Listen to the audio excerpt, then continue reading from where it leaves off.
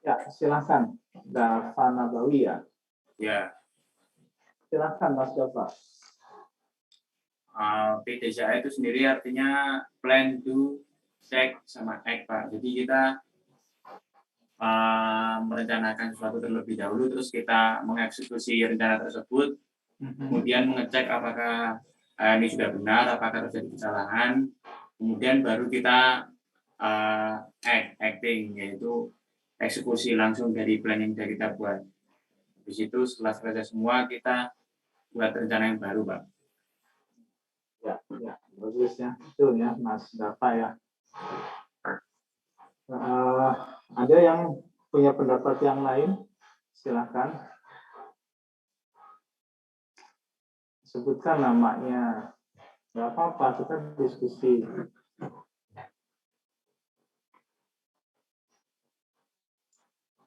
Atau sama seperti Mas Dava semua ya?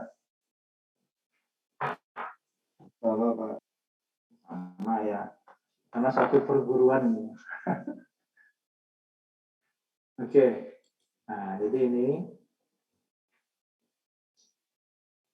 Nah, jadi PDCA itu seperti tadi ya, yang disampaikan Mas Dava. Jadi singkatannya, P-nya itu plan, do, check, dan act. Jadi konsepnya di perencanaan, di sistem manajemen itu yang pertama adalah plan dulu, rencanakan. Setelah itu do, kerjakan. Kemudian check ya. Kemudian tidak lanjuti. Jadi PDCA itu satu proses pemecahan masalah 4 langkah interaktif. Nah, ini biasanya umum ya digunakan di dalam pengendalian mutu. Biasanya dikenal juga untuk PDCA-nya dengan nama siklus Shewhart namanya. Kenapa? Karena dulu pertama kali yang mengemukakan itu Walter Shewhart ya. Kalau misalkan dulu yang pertama Mas Dava, ini bisa jadi ini proses Dava.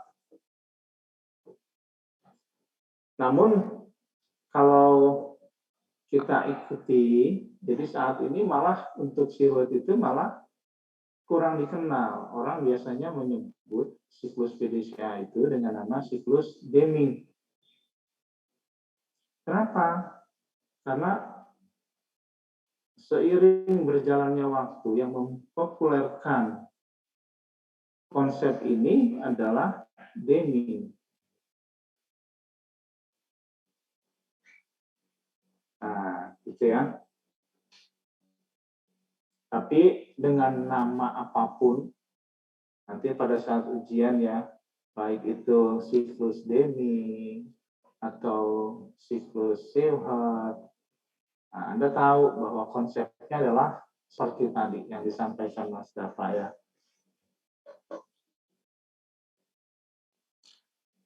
Kemudian apa sih manfaatnya kalau kita menerapkan PDCA?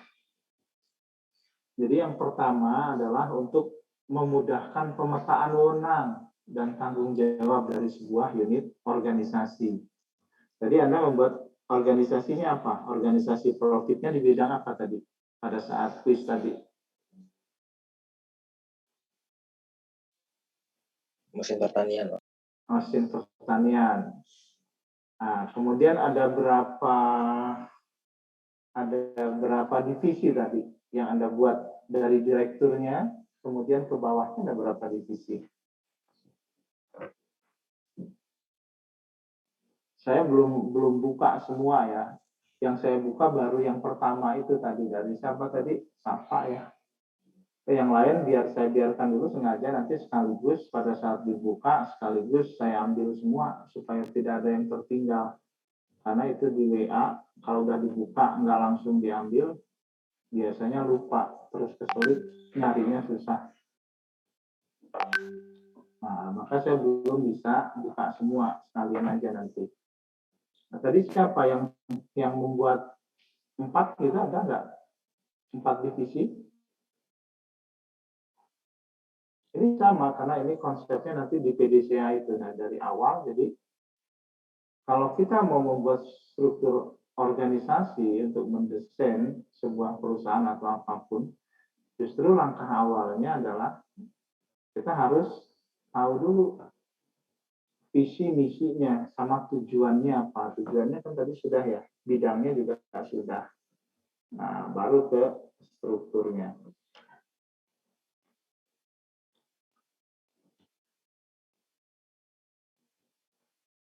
Siapa nih, Akbar? Tadi buat berapa divisi tadi? Saya, Pak. Saya tadi itu membuat berapa ya? 1, 2, 3, 4, 5. 5 di bawah direktur. Di bawah direkturnya ada 5 ya. Terus pakai yang mana? Yang model apa? Departementalisasi atau yang lain? Divisional, Pak. Divisional. Oke. Ya, karena tidak ada yang salah dalam hal mendesain. Karena sesuai dengan kebutuhan. Nah, kebutuhannya tiap-tiap perusahaan kan tidak sama. Sehingga semua pasti benar. Hanya nanti penilaiannya adalah apakah sudah efektif.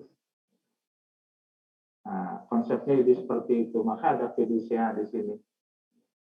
Nah, efektif bisa dilihat dari, jadi seorang direktur manakala mendesain, itu diawali sebetulnya yang paling penting adalah dari proses bisnis. Tapi mungkin teorinya belum sampai ke sana ya, ke teori proses bisnis. Saya nggak akan sebut dulu, tapi yang penting tahu tujuannya dulu. Nah, setelah tahu tujuannya, tentukan visi misinya, itu tahu. Nah, perusahaan itu supaya efektif kan harus ada yang kontrol. Mesti ada core bisnisnya, bisnis intinya. Kalau tadi di produksi mesin pertanian, berarti core bisnisnya di sana, di produksinya, ya. Tapi selain di core bisnisnya, mestinya ada supportingnya. Supportingnya kira-kira apa?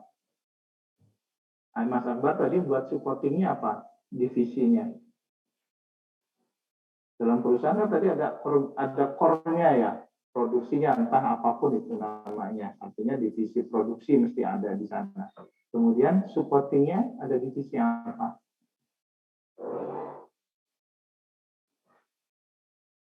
Di perusahaan mesti akan ngelola apa? SDM. Dari tupoksi itu berarti divisi pendukungnya gitu, Pak. Supportnya kan mesti ada divisi SDM-nya harus ada ya. Keuangannya perlu nggak? Perlu. Nah, itu adalah supportnya. Ya, kemudian proses manajemennya. Nah, proses manajemennya dalam satu perusahaan di sana Anda memproduksi misalkan mesin pertanian, nah, butuh SDM, karyawannya juga perlu digaji ya. Nah, untuk pengelolaan gaji harus ada orang keuangan. Kemudian untuk mengawal semua prosesnya itu berjalan sesuai dengan rencana. Nah, tentunya ada divisi apa lagi? Divisi yang mendukung itu. Misalkan untuk K3, K3 ada yang mengaudit. Nah, tinggal seberapa lengkap. Nah, ini semua ini yang akan membantu direktur dalam menjalankan roda organisasi ya. Makanya tadi yang siapa tadi saya belum bisa lihat karena kita seberapa efektif, tapi sudah kelihatan bahwa strukturnya sudah baik. Nah, kemudian yang kedua, ini sebagai pola kerja dalam perbaikan satu proses ya dalam sebuah organisasi. Ini manfaat yang kedua. Kemudian juga untuk menyelesaikan serta mengendalikan satu permasalahan dengan pola yang rutin dan sistematis. Nah, yang keempat untuk kegiatan continuous improvement. dalam rangka memperpendek alur kerja. Nah, continuous improvement ini bisa dilakukan tentunya setelah melakukan apa continuous improvement ini? Setelah melakukan evaluasi. Nah, tadi pada saat menyusun organisasi ada nggak tim evaluasinya atau divisi evaluasinya? Divisi manajemennya. Nah, siapa yang membuat? Jadi selain core bisnis ya, karena produksi ya ada yang marketingnya, ada yang memproduksinya karena pabrik ya. Tapi selain proses itu, mestinya harus ada yang mengawal, yang ngontrol. Yang ngontrolnya untuk dalam rangka continuous improvement. Siapa nih yang sudah memasukkan, misal ya, boleh untuk yang seperti ini boleh dalam bentuk divisi, bisa juga dalam bentuk tim. Yang penting ada yang melakukan itu. Nah, siapa yang sudah mencantumkan itu? Siapa nih? Saya Firdaus, ada Firdaus? Oh, Firdaus ini dapat tadi ya. Jangan deh, tadi sudah. Siapa nih? Rizky mana? Iya, Pak. Nah, Mas Rizky tadi di dalam membuat struktur organisasi sudah memasukkan yang divisi supportingnya enggak? Misalkan yang mengevaluasi, yang mengawasi. Untuk evaluasi ya, jadi enak kan? Tadi Anda sudah membuat, nah sekarang kita kaitkan dengan materinya di perencanaan. Itu kan masuk di perencanaan. Atau dalam bentuk tim. Jadi tidak harus, walaupun itu divisional ya, tidak harus. Gimana Mas Rizky? Gimana Pak? Jadi soalnya jaringannya agak kurang gitu. Oh, tadi kan sudah di dalam kuis sudah menjawab struktur organisasi. Ya. Iya Pak. Nah, dalam struktur organisasi itu di sana ada divisi yang melakukan evaluasi enggak, yang untuk mengawasi, jadi sebagai kontrol bahwa ada Pak. Ada. Iya Pak. Nah, apa nama divisinya, dibuat divisi atau dalam bentuk tim? Mungkin sesuai kayak dari organisasi gitu ya Pak.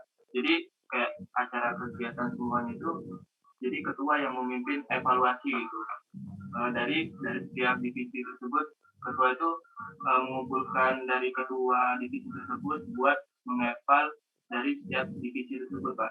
Jadi kayak seperti divisi kayak ada divisi pengamanan itu Pak. Jadi anggotanya itu ketua divisi pengamanan itu menyebutkan apa saja yang harus kesalahan saat ada kesalahan di pengamanan itu Pak. Apakah kayak di parkiran tersebut itu ada kemalingan atau kehilangan apa gitu Pak.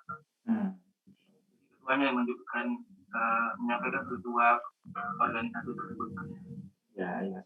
Artinya dari masing-masing manajer gitu, itu menyampaikan apa saja gitu ya hasil evaluasinya ya. Ya. Kalau seperti itu, nah itu bisa dibentuk seperti itu. Nanti bentuknya tidak dalam bentuk divisi, tetapi bisa dalam bentuk tim. Nah, kalau tim itu berarti gabungan ya, gabungan dari beberapa unsur yang ada di dalam perusahaan tersebut ya. Oke, kemudian yang kelima itu untuk menghapuskan pemborosan di tempat kerja dan meningkatkan produktivitas. Artinya dengan pertanyaan yang matang, dengan konsep PDCA ini, jadi diharapkan nanti perusahaan tersebut berjalan efektif dan efisien. Oke, sampai sini ada yang ditanyakan?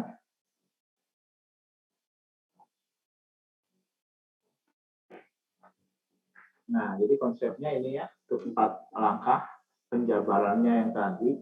Jadi dikenalnya adalah dengan proses apa? Deming, ya, karena yang mempopulerkannya. Jadi ini proses 4 langkah menyelesaikan masalah dalam pengendalian kualitas atau mutu. Jadi kalau ditanya konsep ini dalam ujian besok bisa ya jawab ya. Tadi sudah banyak dibahas. Ada yang ditanyakan untuk konsep Deming ini? Silahkan.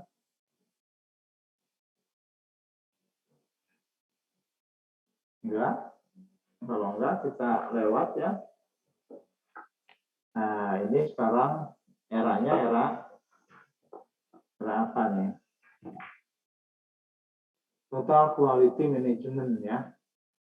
Nah itu sudah dimulai dari tahun 80-an sampai dengan sekarang. Nah dulu sama yang mempopulerkan di sini Deming, dia orang Amerika. Nah bahkan ada menambahkan sesungguhnya dia. Jadi dari dulu konsep PDCA itu ya, kemudian dia membuat sedikit inovasi ke arah implementasinya menjadi PDSA. Jadi dari kontrol di sini selain kontrol dia menambahkan dengan analisis data. Jadi melakukan pengukuran, tidak hanya monitoring. Nah, jadi evaluasi tapi dengan melakukan pengukuran ya. Nah, itu konsep perkembangan konsepnya ke arah sekarang dari Deming-nya. Kemudian di perencanaan nanti ada silakan dipelajari sendiri. Tadi materi juga sudah. Saya akan menjelaskan poin-poin pentingnya aja. Tapi diharapkan Anda bisa belajar mandiri di rumah. Kemudian nanti di pertemuan selanjutnya apa yang belum paham itu bisa ditanyakan.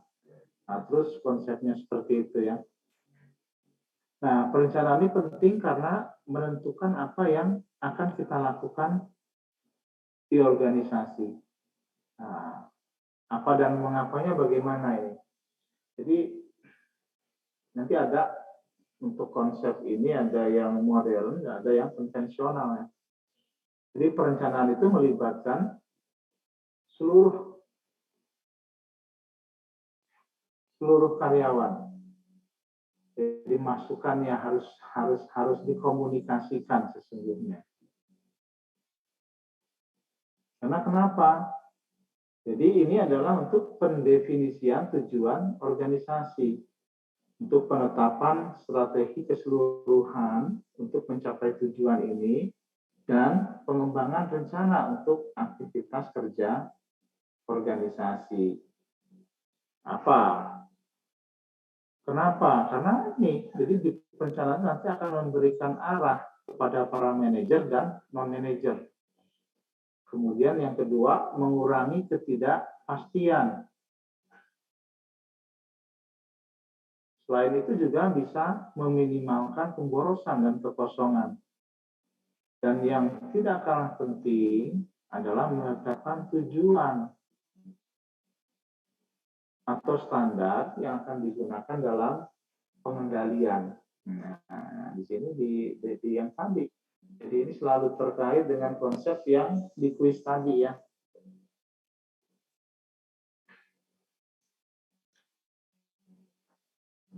Baik, selanjutnya yaitu tujuan dan rencana. Jadi tujuan itu apa sih?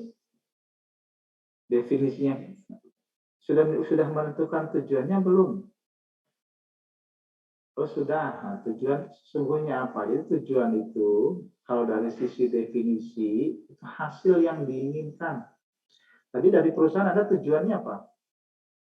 Hasil yang diinginkannya.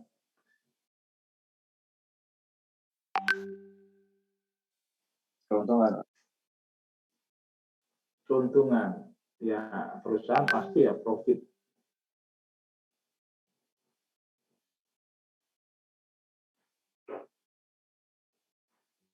Nah, keuntungan itu adalah muaranya di sana profit sehingga memberikan kesejahteraan.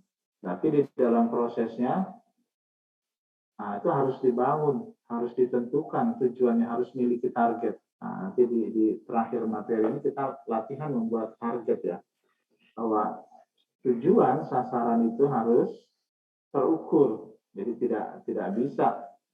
Nah, tujuannya apa? Tadi profit. Nah, tadi Mas siapa yang jawab profit? Siapa Farid, namanya? Mas Farid. Nah, Mas Farid. Tujuan akhirnya profit. Nah, kira-kira bisa diukur nggak? Kalau Anda melakukan evaluasi pengawasan perusahaannya, tujuannya profit. Nah, pada saat Anda ditugaskan untuk melakukan evaluasi, mengukurnya bagaimana profit? Ini sudah tercapai apa belum nih profit? Dengan membandingkan itu Pak, produksi yang dibutuhkan sama yang hasil yang didapat Pak. Produk yang dibutuhkan dengan hasil yang didapat. Nah, ya, oke lah. Jadi untuk di awal ini pemahamannya boleh seperti itu. Tapi nanti di akhir nanti akan dijelaskan. Artinya menentukan tujuan, target ya, sasaran harus terukur sehingga bisa jelas. Nah, sekarang kalau untungnya seberapa? Tapi nanti ya belum sampai ke sana. Ini baru di definisi. Nah, jadi benar tadi ya yang disampaikan Mas Farid ya. Jadi muaranya adalah profit saya. Oke, nggak apa-apa. Itu dibungkus dulu. Memang harus seperti itu. Tapi nanti harus dijabarkan seperti apa sehingga nanti bisa terukur semuanya. Kemudian yang kedua dari sisi jenisnya. Nah, tujuannya yang dinyatakan, tujuan sebenarnya apa? Nah, jadi itu pemahaman tujuan. Nah, sekarang dari rencana. Rencana itu apa sih? Nah, jadi rencana itu adalah informasi atau dokumen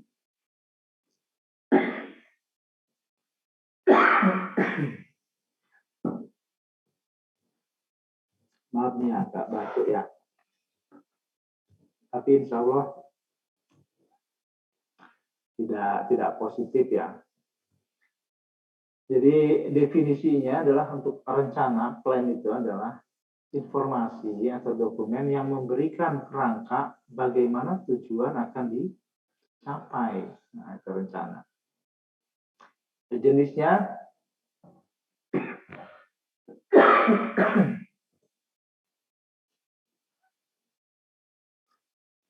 jadi untuk proses perencanaan ini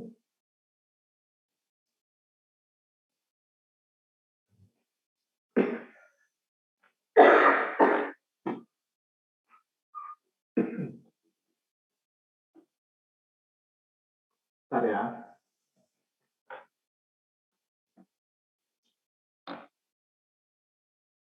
Dilihat dari jangkauannya. Ya. Jadi ada strategis, ada operasional. Kemudian dari jangka waktunya ada yang panjang, menengah, dan pendek. Nah, jadi itu pentingnya ya, ada tujuan, ada rencana. Cepat ya waktunya ya, sudah 41 ya. Bagaimana sekarang menetapkan tujuan dan mengembangkan rencana? Nah, di sini tadi.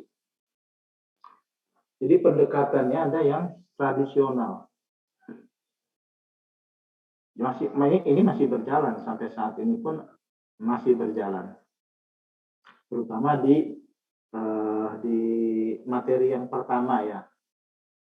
Di struktur-struktur organisasi yang sederhana. Jadi untuk tradisional ini tujuannya ditetapkan oleh manajer puncak, kemudian diturunkan ke bawah dan menjadi subtujuan bagi setiap area organisasi. Ini juga masih banyak ditemui ya implementasinya di dalam perusahaan-perusahaan. Tapi untuk saat ini ada yang MBO, jadi Management by Objective. Jadi proses penetapan tujuannya disetujui bersama dan menggunakan tujuan tersebut untuk mengevaluasi kinerja karyawan. Ini yang sudah menggunakan konsep manajemen. Ya, khususnya ISO 9001 untuk mutu. Karena pada saat menentukan tujuan ini biasanya ditentukan melalui rapat. Nah, rapat ini diikuti oleh semua tingkatan manajemen yang ada di klausul berapa itu. Teorinya sudah sampai ke sini belum ya?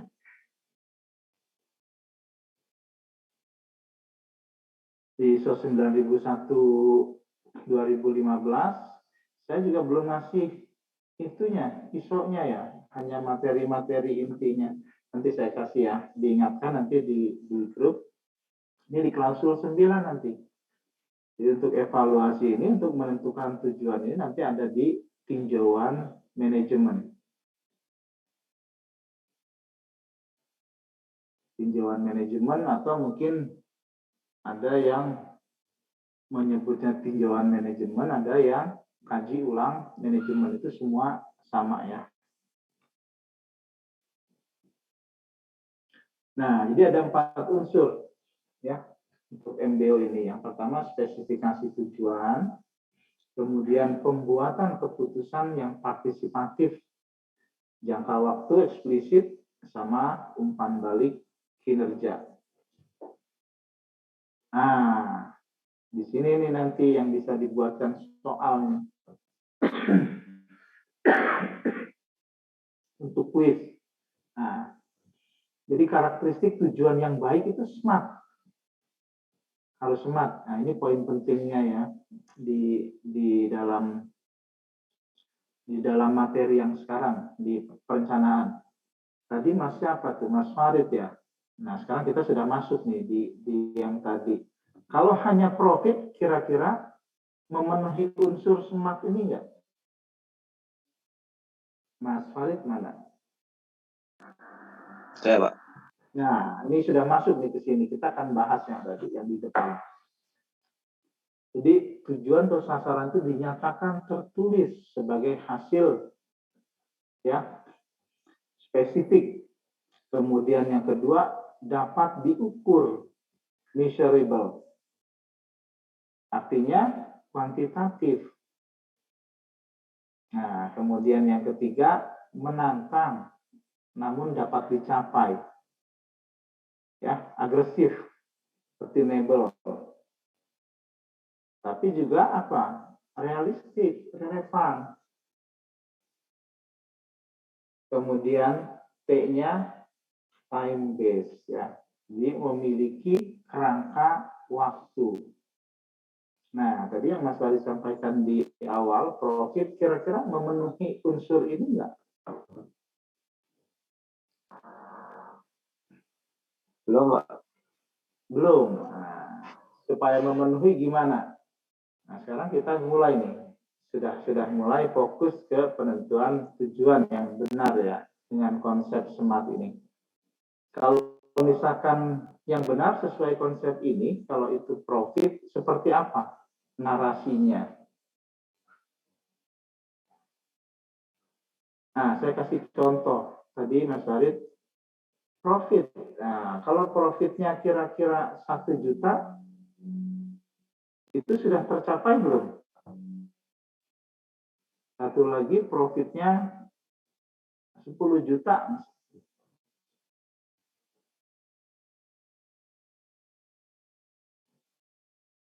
Atau untung nggak rugi. Nggak ada nilai angkanya. Nah, jadi kalau misalkan profit tadi harus jelas.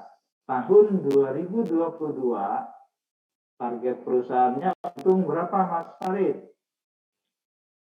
1 miliar gitu ya. Masa untung kecil kalah sama Doni dong. Doni uang 1 miliar hanya untuk bagi-bagi hadiah ya. Doni siapa itu namanya tuh yang sekarang lagi ya? Doni Salmanan atau apa itu?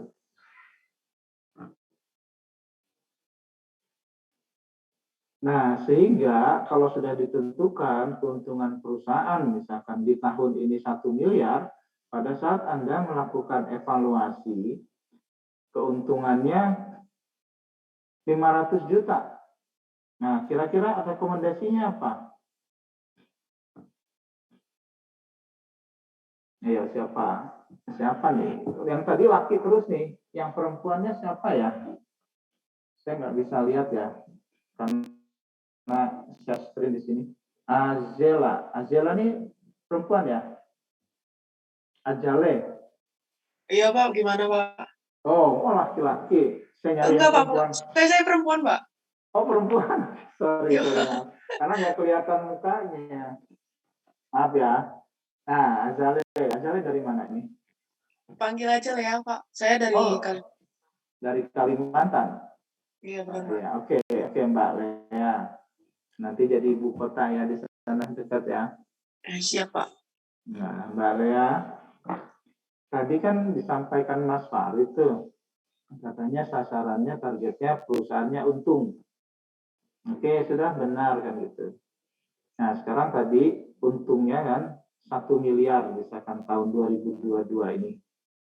Nah, Anda diberi tugas untuk melakukan evaluasi. Nah, kemudian dari hasil evaluasi perusahaan dapat keuntungannya 500 juta. Apa rekomendasinya Mbak Lea? Hasil evaluasinya apa itu?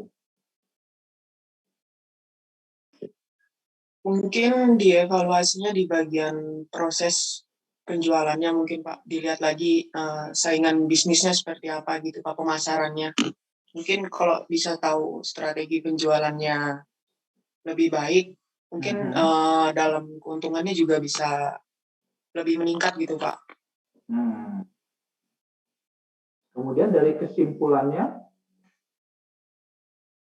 karena kita konsepnya kan sekarang kita belajar untuk membuat tujuan tadi planning sudah ya konsep PDCA-nya. Sekarang kita bagaimana membuat tujuan, sasaran, target.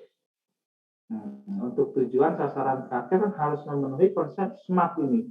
Jadi spesifik, measurable, ya, agresif, attainable, realistic, relevan, dan time based. Dia memiliki kerangka waktu. Nah, dengan konsep SMART ini, permasalahan yang tadi, jadi kesimpulannya yang tadi Mbak Lea dari prosesnya ya. Nah, sekarang kalau disimpulkan, jadinya seperti apa?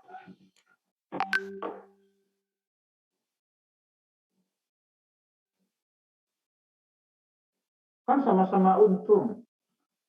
1 miliar. 500 juta untung nggak? Mana Mbak Lea? Mbak Lea? Iya Pak. Iya Pak, untung. Hah? Untung 500 juta. Nah, kemudian kesimpulannya apa kalau Anda diberi tugas untuk melakukan evaluasi ini?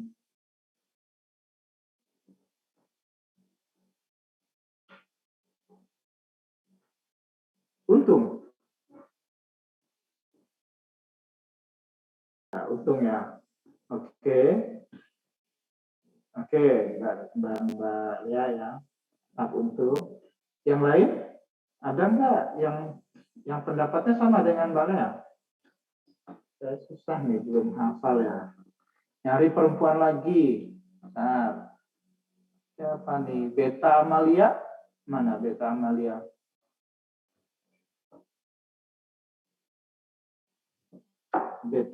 Beta Amalia? Nggak ada ya?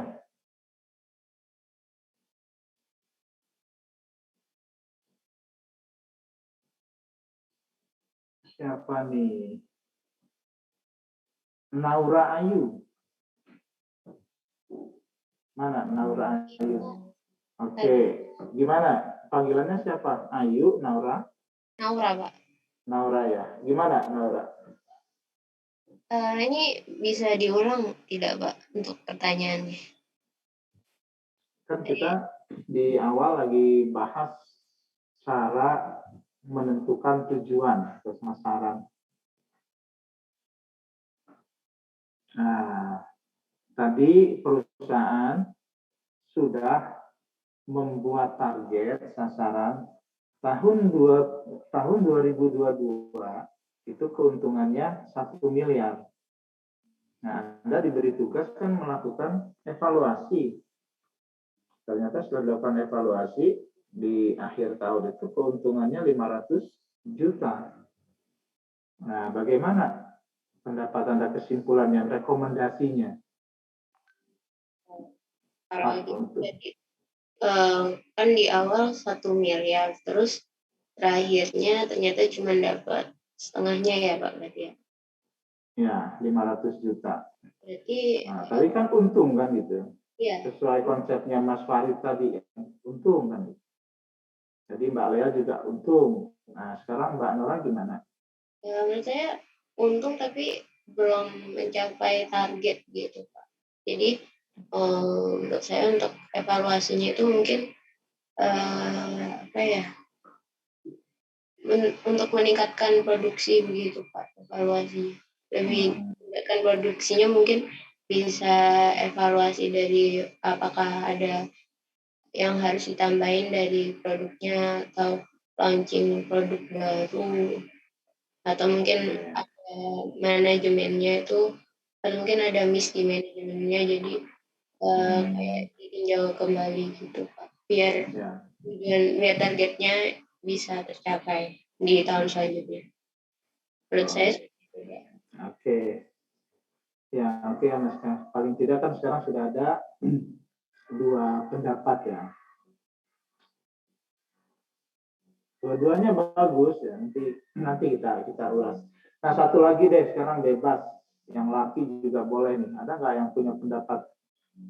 Ini materi intinya.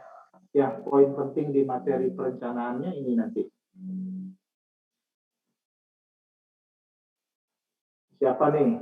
Boleh, laki boleh, perempuan boleh. Yang penting sebutkan namanya dulu.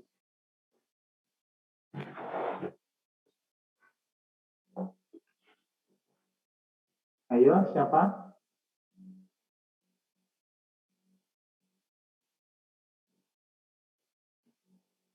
Kayaknya ketua kelas aja deh ini ya. Mas Murah ya. Mana nih Murah Senda? Ya, gimana?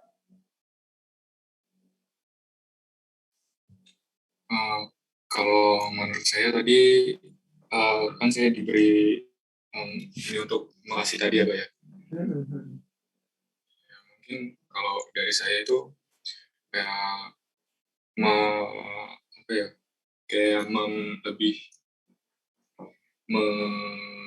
menganalisis kekurangan-kekurangan dari perusahaan tersebut, kenapa belum mencapai target yang diinginkan gitu. Nanti kalau udah ketemu ininya baru kita laksanain atau kita buat langkah-langkah untuk mencapai hasil tersebut. Seperti itu sih Pak, kurang lebih.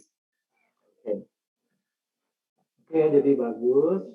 Semua sudah ngasih pendapat. Jadi intinya, ini penekanannya dari apa yang disampaikan di awal Mas Farid, bahwa perusahaan profit.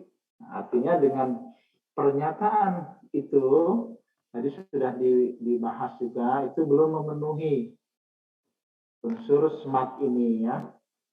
Jadi kalau baru profit, nah itu profit 500 juta dan 1 miliar sama profit. Jangan-jangan nanti profitnya 1 juta pun sudah masuk karena untung. Jadi harus kuantitatif, harus measurable. Jadi kalau tadi sudah dideklar perusahaannya untung 1 miliar, artinya manakala Anda diberi tugas untuk mengevaluasi, ternyata keuntungan perusahaannya misalkan 990 juta, nah itu juga belum tercapai, ini harus dievaluasi. Nah itu gunanya untuk menentukan target yang jelas tadi, jadi yang kuantitatif. Apalagi 500 juta. Bisa dipahami ya, Mbak Nela dan yang lain? Nah, nanti di poin ini paling enak nih buat soalnya nih. Itu baru satu dari sisi measurable. Belum yang lainnya. Nah, spesifik juga dasarnya adalah berdasarkan isu internal dan eksternal. Apa sih yang lagi tren saat ini? Tapi satu hal dulu yang tadi, bahwa menentukan tujuan itu harus jelas, measurable, sudah bisa dipahami ya. Atau Anda mungkin pernah, kalau di layanan biasanya mengukur layanan itu baik dan tidak itu pakai indeks ya. Angka indeks skala 1 sampai dengan 4. Anda pernah mungkin mendapatkan layanan pengurusan KTP, pernah ya? Pengurusan SIM, atau Anda menggunakan jasa layanan apa sekarang biasanya dimintai kuesioner. Diminta untuk mengisi kuesioner untuk menilai apakah layanannya baik atau tidak. Nah, kalau di dalam perusahaan itu salah satunya ingin melihat, menguji hasil di pasarnya seperti apa, itu bisa dilakukan pengukuran itu. Nah, caranya ditargetkan. Misalkan survei kepuasan pelanggan, biasanya IKM ya, indeks kepuasan pelanggan atau indeks kepuasan masyarakat ditentukan. Puas itu berapa? Memakai skala. Misalkan 3,3. Jangan sampai, target saya adalah masyarakat puas. Nah, kalau puas sulit mengukurnya nanti. Puasnya yang seperti apa? Tapi dengan Anda membuat narasi, didefinisikan, sehingga berbentuk angka yang semi kuantitatif, Anda olah menjadi angka yang terukur, nah itu akan menjadi lebih baik ya. Oke, untuk karakteristik tujuan, ada yang mau ditanyakan? Sudah hampir jam 11.10 nih, 10 menit lagi. Lanjut ya. Iya Pak, lanjut. Oke, nah ini langkah-langkah penetapan tujuan. Jadi yang pertama itu harus mereview visi dan misi. Kemudian mengevaluasi sumber daya. Yang ketiga menampung masukan dari pemangku kepentingan. Stakeholdernya siapa saja, harus tentukan dulu. Nah, setelah itu baru merumuskan SMART yang tadi. Nah, setelah itu juga harus dikomunikasikan. Jadi jangan yang konvensional ya, tapi yang MBO ini harus dikomunikasikan kepada seluruh karyawannya.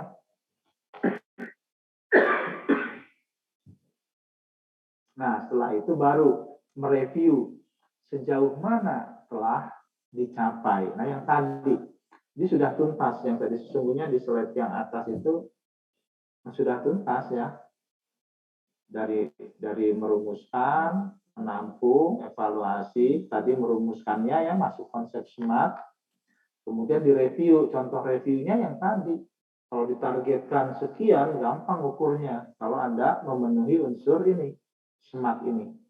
Tapi kalau tidak masuk di sini, nah itu juga akan kesulitan tadi ya mengukurnya. Oke, kemudian mengembangkan rencana. Jadi di sini ketidakpastian ya, kontingensi dalam perencanaan. Jadi ada tingkatan organisasi, ada lingkungan, kemudian juga ada jangka waktu. Nah, jadi tiga konsep ini. Ini slide-nya masih banyak. Kita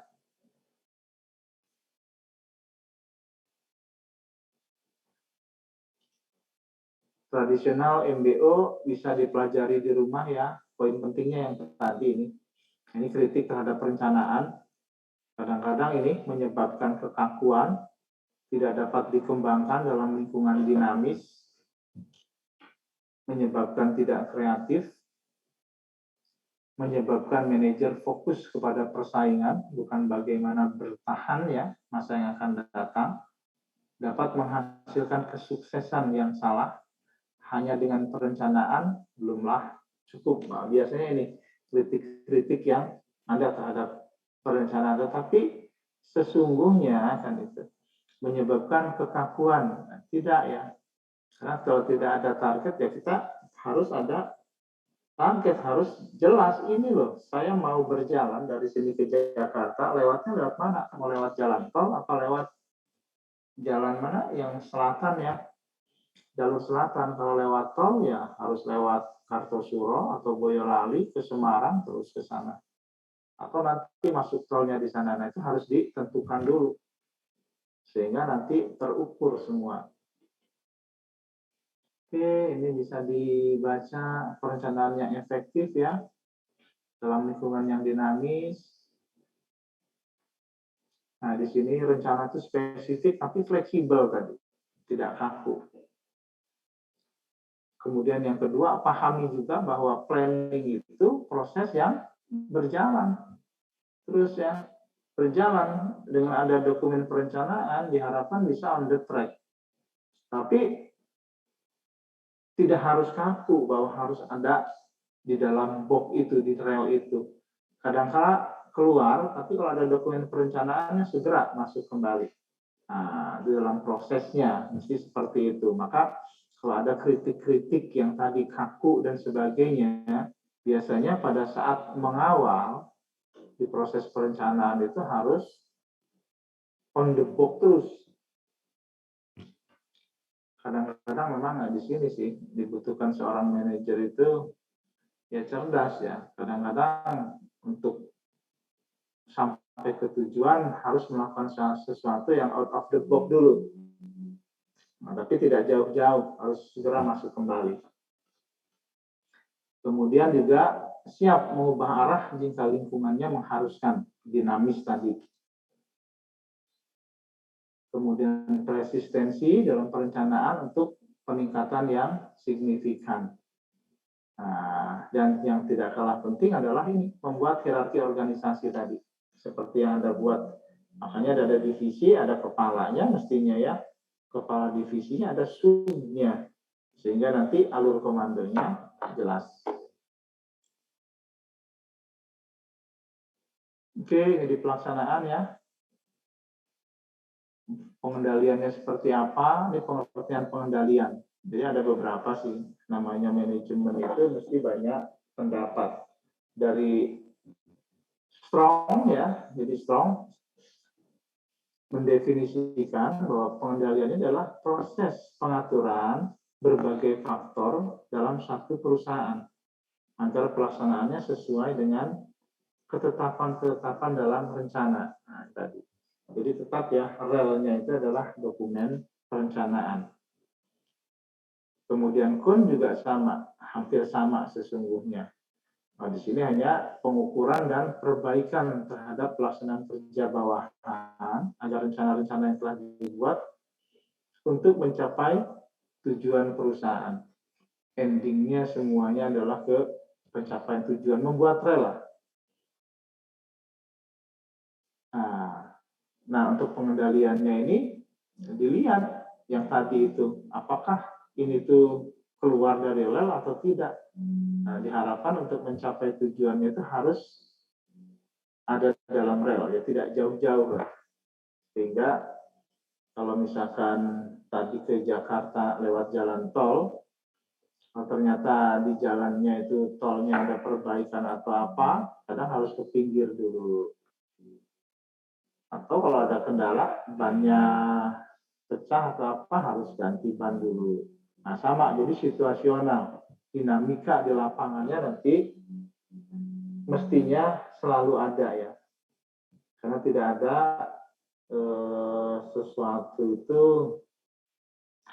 yang ideal akan seperti itu kan. Jalan tol itu mulus semuanya. Diharapkan seperti itu, tetapi biasanya di perjalanan itu ada dinamika-dinamika tertentu, apalagi di perusahaan. Belum kaitannya dengan regulasinya, iklim politisnya. Nah, itu yang akan selalu mempengaruhi. Itu baru dari faktor eksternal, belum yang internalnya ya. Kenaikan gaji nanti. Oke, ini pengertian pengendalian bisa dibaca Anda ya. Nah, teknik pengendalian juga ada dua, ada tradisional juga ada modern. Tradisional masih yang lama ya, laporan statistik, analisis seimbang, pengendalian anggaran, laporan keuangan. Yang modern sudah pakai ratio analisis, responsibility, manajemen audit ya. Nah, jadi ada pergeseran. Nah, ini tentunya semua ini adalah untuk di klausul 10 continuous improvement. Ingatkan ya sekali lagi, saya biar ngirim itunya ya, ISO 9001 2015-nya. Walaupun bukan materi inti, tapi paling nggak Anda punya itu. Oke, teknik pengendalian mutu, nanti mungkin ini minggu depan kita bahas detail ya. Jadi ada 7 ya, ada 7 tool nanti. Jadi nanti pakai diagram alir, flowchart, bisa pakai check sheet, lembar periksa, bisa pakai Pareto ya, Pareto chart, pakai diagram Pareto.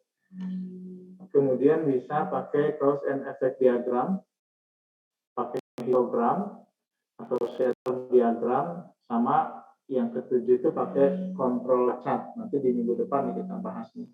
Kayaknya ini panjang bahasnya. Tapi silahkan Anda baca dulu dari 7 tool ini ya. Ini dikenal biasanya dengan nama Ishikawa 7 Basic Tool. Ini teknik pengendalian mutu. Oke, ini karena waktunya ya habis ya. Ini sudah ada di materi contoh-contohnya. Anda baca dulu, minggu depan kita diskusi yang 7 prinsip tadi ya. Nah, teknik mana saja yang cocok? Ini kalau langsung ke praktik, nah ke sini. Tapi untuk LMAC ini kayaknya praktikumnya nanti deh semester depan. Sudah tahu silabusnya yang baru belum? Karena kalau di kimia, di semester yang sama, jadi dapat teori sekaligus dapat praktek. Tapi kalau LMAC sekarang saya dapatnya teorinya, prakteknya mungkin semester depan. Kalau semester depan jangan sampai lupa gitu. Ini organisasi profit, organisasi non-profit, pengendalian operasi mesin, pengendalian kegiatan penagihan pembayaran, pengendalian waktu penyelesaian kegiatan. Nah, nanti belajar ini ya, untuk prakteknya ke depan. Ya, mungkin itu ya untuk materi siang ini. Silahkan kalau ada yang mau ditanyakan. Yang terakhir ini. Terakhir untuk bekal Anda nih, belajar di rumah. Kalau dituntaskan nanti nggak belajar. Besok saya tanyakan nih, yang 7 basic tool ini. Silahkan.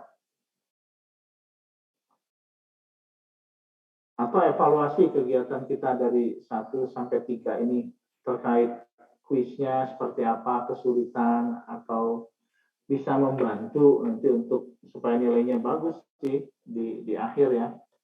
Jadi jangan sampai ada nilai C-nya, harapan saya, sehingga apa yang disampaikan dalam kuliah itu palingnya harus terserap 65%. plat Jogja karena adanya di Jogja kan, A, B. Silakan.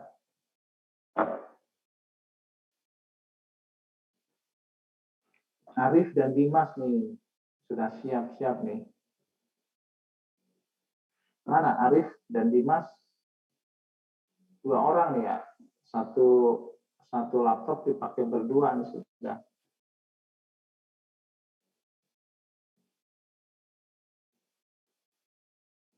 Iya, Pak.